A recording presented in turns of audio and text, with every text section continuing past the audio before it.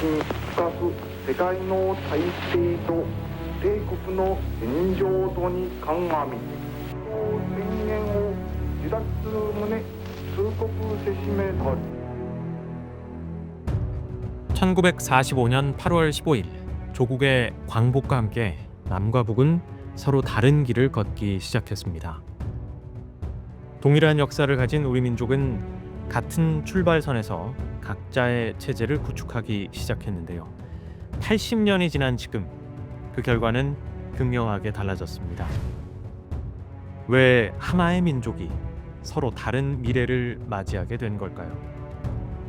무엇이 한 나라는 부유하게 만들고 다른 한 나라는 가난과 고립 속에 머무르게 했을까요?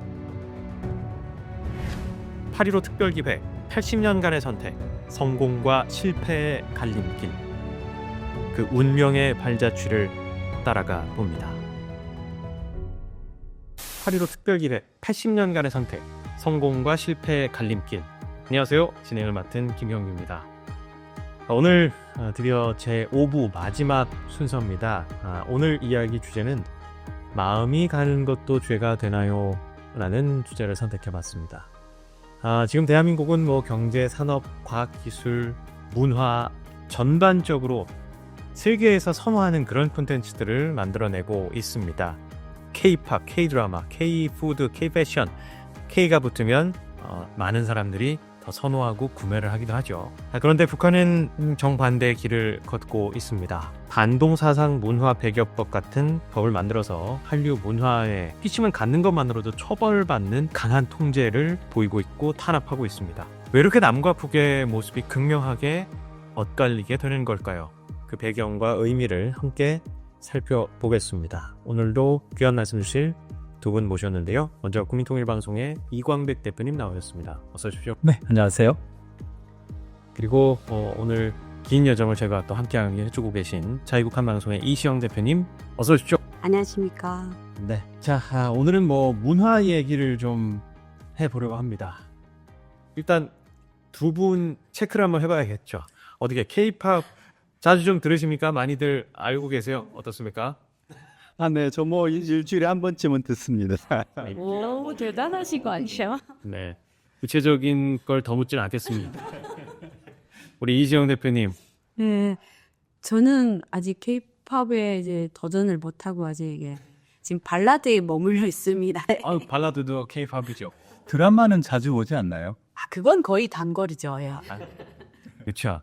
K-팝, K-드라마, 문화적으로 너무 재미있는 것들이 많아서 세계인들이 굉장히 사랑을 해주고 있는데, 이시영 대표님 혹시 북한에 계실 때도 이 한국 문화 콘텐츠들 좀 많이 접해보셨습니까?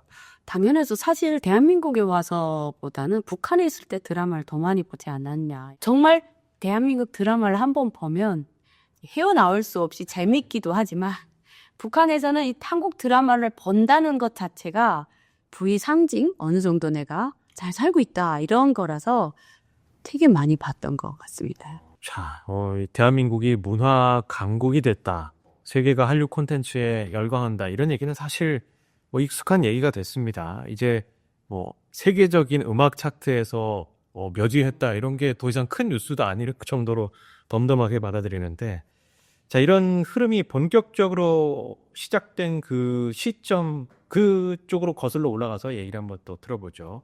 대표님, 언제부터입니까? 드라마 사랑이 뭐길래 이런 드라마가 있었어요. 대발이. 이게 1997년에 중국 CCTV에서 방영됩니다. 사랑이 뭐길래가 중국에서도 평균 1억 명이 지켜보는 높은 시청률을 기록하면서 인기를 끌고 있습니다. 요즘 속된 말로 대박이 났는데요. 네. 중국 인구 1억 명이 이 드라마를 봤다고 합니다. 이게 한류의 첫 시작이었습니다. 그리고 그 다음 이제 사랑의 뭐길래를 많이 보니까 중국 TV에서 또 하나의 새로운 한국 드라마를 방영합니다. 이게 바로 별은 내 가슴에. 중국뿐만 아니라 이 드라마는 동남아까지도 인기가 있었습니다.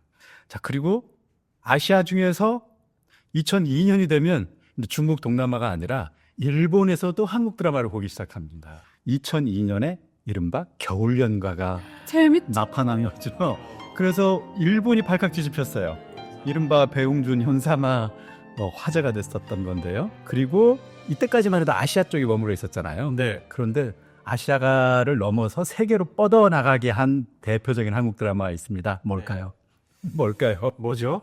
너무 재밌는 게 많았어가지고. 대장금이. 대장금. 대장금이 2003년, 2004년에 나왔거든요. 그런데 이 대장금은 뭐 일본이나 중국, 뭐 동남아시아가 아니고 처음으로 중동, 아프리카까지, 심지어 유럽까지 전 세계 곳곳으로 대장금 드라마가 뻗어나가게 됐습니다. 이것이 사실 어떻게 보면 한류의 시작이었고요. 이 드라마뿐만 아니라 그 당시에는 K-팝이라고 그래가지고 보아와 H.O.T가 일본에서 큰 인기를 얻었어요. 네, 그리고 2세대 K-팝 아이돌 동방신기 그리고 슈퍼주니어 아시아인들의 큰 사랑을 받았습니다. 그게 바로 지금으로부터 20년 전이었네요. 20년, 25년 전. 네. 근데 그 당시 이렇게 한국의 드라마와 노래가 전 세계로 뻗어나갈 수 있었던 배경이 있었는데 그게 첫 번째는 한국의 자유화물결입니다. 한국도 1980년대 되기 전에는 금지곡이라는 게 있어가지고 너무 자유로운 연애를 담은 노래 가사 아니면 정부에 조금 비판적으로 읽힐 만한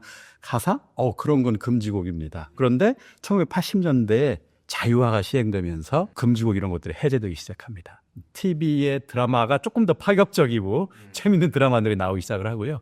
여행 자유화도 이때 시작되고요. 노래 만들고 영화 드라마 만드는 사람들이 이때부터 자유롭게 창작을 하기 시작하는 것이죠. 두 번째 굉장히 중요한 변화가 있었습니다.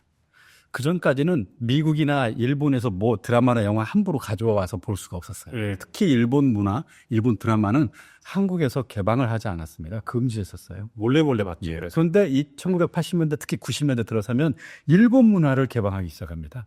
그래서 일본의 애니메이션, 만화, 영화, 드라마 이런 게 막 쏟아져 들어오기 시작을 하던 것이죠.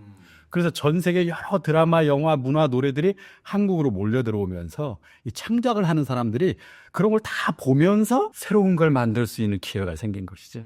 그러니까 아마 이 한류는 어쩌면 한국의 자유화의 물결 또는 이 개방의 물결을 타고 만들어진 것이 아닌가. 그런 어떤 시대가 없었다면 아마 나타나지 않을 수도 있었다 이런 생각도 듭니다. 그 말 그대로 자유화의 물결, 개방의 물결, 결국에 어떤 문화적 호기심 뭐 이런 것들은 인간의 본능이고 이걸 물이 이렇게 흘러 넘치는데 막을 수가 없잖아요. 그걸 자연스럽게 흘러가게끔 이제 자유롭게 제도적으로 좀 열렸던, 그래서 문화가 더 꽃피웠던 그 연료가 되지 않았나 싶은데, 말씀하신 대로 이제 대장금 같은 드라마로 시작된 열풍이 K-팝 그룹들로 이어지면서 전 세계적으로 정말 문화 콘텐츠의 위상이 올라가고 있는데요. 올해 미국 음원 시장에서 영어와 스페인어 다음으로 가장 많이 재생된 언어는 한국어였습니다. 북미 시장에서 K-팝이 하나의 장르로 자리 잡았습니다. 요즘 미국에서는 거리에서 손쉽게 한국 노래를 들을 수 있습니다. 네, 지금 뭐 영어, 스페인어에 이어서 세 번째로 많이 재생된 언어가 한국어라는 거. 그러니까 언어 장벽을 뛰어넘어서 너무 이 K-팝이 재밌고 즐겁고 영감을 준다는 거예요. 이 뉴스를 들으면서 이시영 대표님, 어떤 생각이 드셨습니까? 정말 대단하다. 예.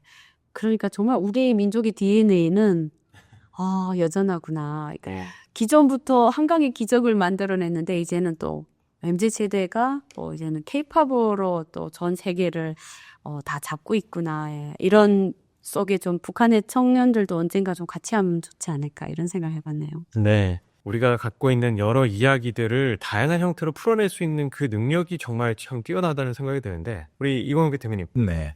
이게 뭐 이런 K-팝뿐만 아니라 대중문화 전반에서 이런 콘텐츠들의 인기가 높아지면서 뭐 단순 유행을 넘어서서 이제 작품성이나 예술성까지 세계적으로 인정받는, 그러니까 문화 정말 주류가 되는 이런 사례들이 상당히 많아졌죠. 자료를 좀 조사를 해봤습니다. 영역별로 한 편씩만 짧게 소개를 해드릴게요. 일단 영화입니다. 2019년 봉준호 감독의 기생충이라는 영화가 있었어요.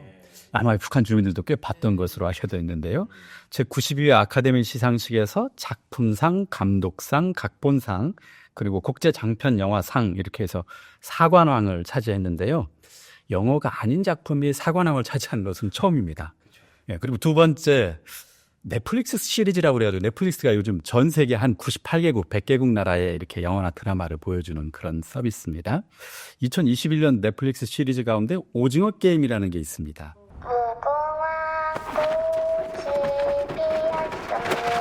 미국 에미상 시상식에서 감독상, 나무주연상 이렇게 받았는데 이것도 역시 비영어권 시리즈 가운데에는 또 처음입니다. 그리고 세 번째 K-팝 부분의 BTS, 방탄소년단, 아메리칸 뮤직 어워드, 그다음에 빌보드 뮤직 어워드 주요 미국 음악 시상식에서 상을 받은 적이 있고요. 최근에 K-드라마, K-영화 많았지만 K-뮤지컬 부분에서도 한국 뮤지컬이 상을 받았습니다. 지난 6월 8일이었는데요. 뉴욕에서 열린 제78회 토니상 시상식. 이건 이제 뮤지컬에 주는 상입니다. 한국 뮤지컬 어쩌면 해피엔딩이라고 하는 뮤지컬이 작품상, 극본상, 음악상, 연출상, 나무주연상, 무대 디자인상 6관왕 차지했습니다. 한국 뮤지컬로서는 처음이에요. 처음. 그러니까 뮤지컬계의 아카데미상을 6관왕 받은 것입니다. 자, 그리고 다섯 번째, 바로 최근에 만화영화 부문, 애니메이션이라고 보통 하죠. 예. 전 세계를 발칵 뒤집어 놓은 만화영화가 있습니다. 이건 한국이 만든 건 아닌데 한국의 K-팝을 소재로 한 만화영화 K-팝 데몬 헌터스가 전 세계에 이제 지금 사랑을 받고 있습니다. 이건 뭐 난리가 났어요. 전 세계 어린이들까지 다 나서가지고 이 K-팝 데몬 헌터스의 노래와 춤을 부르고 또 추고 있습니다. 자, 마지막으로 이렇게 대중문화에서만 이 한국 문화가 각광을 받는 게 아니고요. 순수 예술 분야에서도 최근에 큰 사랑을 받고 있는데요. 문학 분야. 작가 한강이라고 하는 사람이 쓴 채식주의자 소년이 온다. 이 소설이 2024년 노벨 문학상을 받았습니다. Dear 한강. 참 새삼 또 뿌듯한 순간입니다.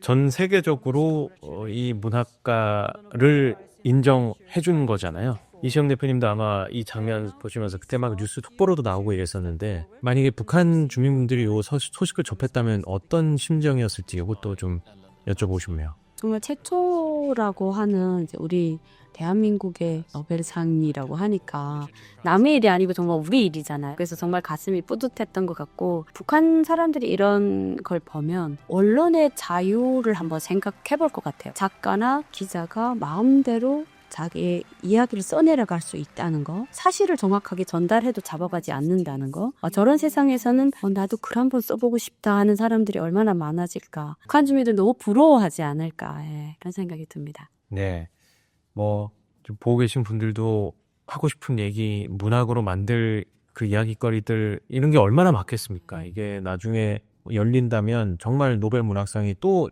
충분히 나올 수 있을 것 같은데 이 북한 주민 여러분들은 다양한 방식으로 이제 한류의 이 한국 콘텐츠들을 접하고 있을 텐데 어떤 방식으로 접하고 있는지 이것도 조금 이런 결과들이 좀 조사들이 있죠. 이광민 대표님.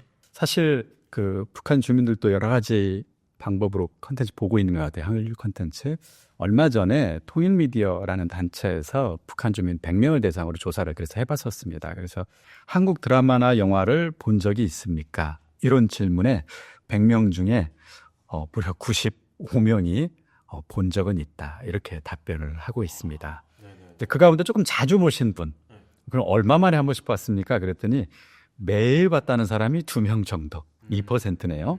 일주일에 한 번 이상은 보는 것 같다는 사람이 13명이나 됐습니다. 한 달에 한 번 이상 봤다는 사람도 12명 정도 됐어요. 그러니까 한 달에 한 번 이상 보는 사람을 다 포함하면 대략 100명 중에 한 30명 정도는 한 달에 한 번 정도는 보는 것 같습니다. 제 생각에는 생각보다 굉장히 많이 본다 이런 생각이 들었습니다. 그리고 좀 제가 재밌는 것도 한번 조사해 봤어요. 뭘 봤나 2022년 조사긴 합니다만 그랬더니 10위 모가디쇼, 9위 태양의 후예, 8위 별에서 온 그대, 7위 이태원 클라스, 6위 내부자들. 다섯 번째는 혹시 어떤 작품이었을까요? 혹시 북한 얘기가 좀 담겨있는?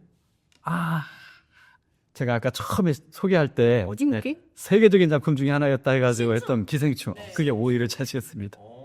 그리고 4위가 아저씨, 3위가 오징어 게임이었습니다. 오징어 게임 1편.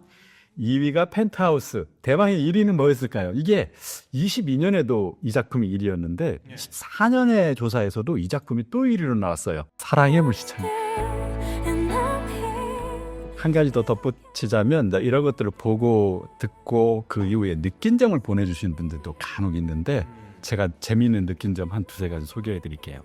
태어나면서부터 미일 남 주적 세 국가는 우리 조선이 뒤떨어지고 못 살고 망하기를 바라는 나쁜 대상이라고 배웠다.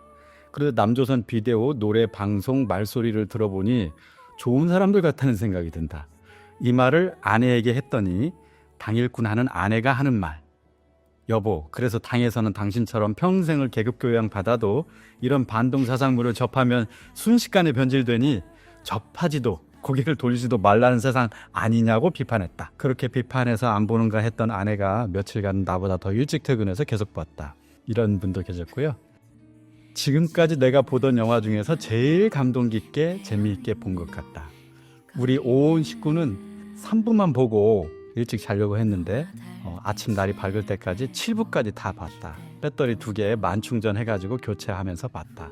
이거 뭘 봤나 해서 궁금하게 제가 봤더니 폭삭 속았수다라는 것을 이번에 진짜 이렇게 봤다는 겁니다. 아직 네. 아무래도 못 본 분들도 계신데 보시는 것도 굉장히 다양해졌고 뭐 액션, 뭐 로맨스, 판타지, 뭐 서정적인 이야기들이 있는 것도 보고 북한 당국에 그러면 좀 이게 외부 콘텐츠를 이렇게 전반적으로 많이 퍼져 있는 거를 알고도 있을 거고 그래서 감시와 처벌을 더 강화하는 모습들이 지금 많이 나오고 있는데 크고 거창한 게 아니라 보고 싶은 거 보고 궁금한 거 해결하고 먹고 싶은 거 먹고 하는 인간의 뭐 기본적인 자유를 보장하는 것이 어느 국가에나 당연히 의무일 텐데 그런 부분들이 좀 정상적으로 이행되길 바라면서 오늘 귀한 말씀 나눠주신 국민통일방송 이광백 대표님 고맙습니다.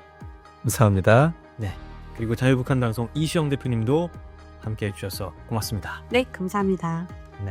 지금까지 진행의 김영기였습니다. 고맙습니다.